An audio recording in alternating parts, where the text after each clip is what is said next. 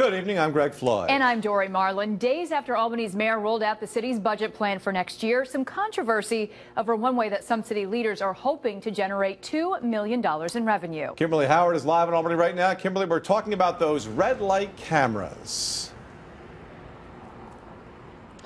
Yeah, Greg and Dory, I'm sitting in an intersection where city officials say we could see those red light cameras as early as next year. Now, those cameras will come with signs warning people that the cameras are rolling, but the cameras won't actually be watching the drivers, and that's the problem.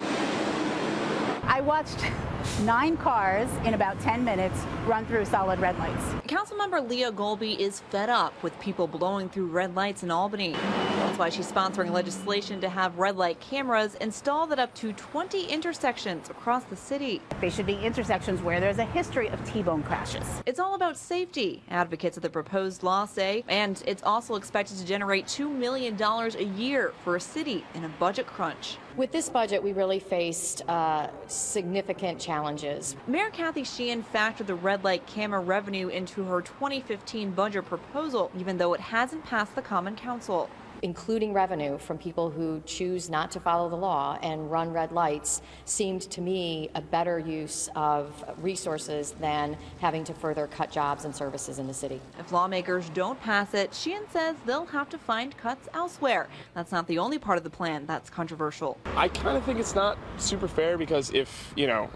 someone was just borrowing the car, who's not the owner, it kind of falls on them. The legislation holds the owner of a vehicle responsible for paying a red light ticket, even if they're not the one behind the wheel. The fact that it doesn't track down the actual person who's committing the crime, and the license plate just goes back to the owner of the car. They could be two completely different people. There absolutely is an opportunity to be heard and to protest a ticket, and and I think that it will be done in a very reasonable manner. If you want to fight one of these tickets and lose, then you're possibly looking at the cost of attorney fees plus court fees plus the $50 cost of the ticket. Now, the city says this isn't about the money. They're not banking on it as a revenue stream. They're just hoping that if it passes, it will keep people safe. Live in Albany, Kimberly Howard, CBS 6 News.